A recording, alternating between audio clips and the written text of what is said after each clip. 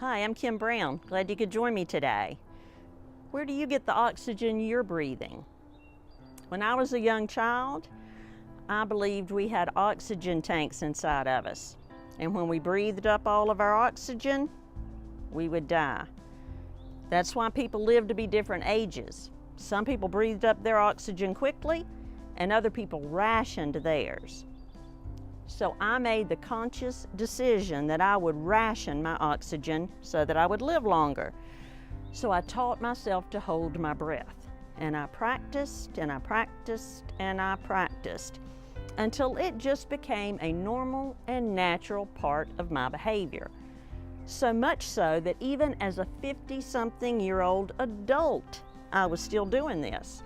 And I was consciously unaware of it until someone else pointed it out to me. Now, as an adult, I did not consciously believe I had oxygen tanks inside of me, but I didn't have to. I wasn't making conscious decisions to hold my breath any longer. I was operating from an unconscious belief system, and that unconscious belief system didn't have to be true, and it didn't have to make sense. Many of our belief systems are established when we're young children before we have the ability to think and reason logically. We develop our beliefs sometimes by adopting the beliefs, emotions, and behaviors of the significant adults in our world, and sometimes by watching them, observing them, experiencing them, and then creating a belief based on these observations. Now, the adults in my world regularly said things like, he or she just stopped breathing and died. Well, in my world, you did not interrupt an adult and ask questions. So I had to make sense of this on my own. And the adults said it.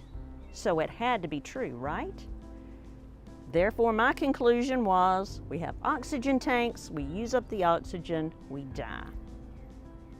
Now, if you have a problem in your life, whether that's a problem way of thinking, or problem emotions, or problem behavior, or whether it's a problem that you habitually experience in your world, there is an unconscious belief system that supports this problem.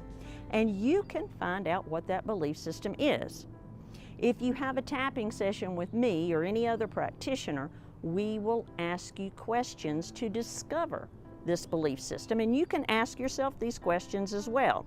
Some of these questions are, when did this problem begin? What else was going on back then? Who else do I know who has this problem? What does this problem mean to me? Who will I be without this problem? What are the benefits of this problem? Ask questions, and you will begin to discover the belief system that supports your problem. The most amazing experience you will ever have is the experience of changing your mind. Consider giving yourself permission to do so. You really can do it, and you really are worth it. Thanks for watching this video. And remember, no matter what you've experienced in the past, today is a new day. See you next time.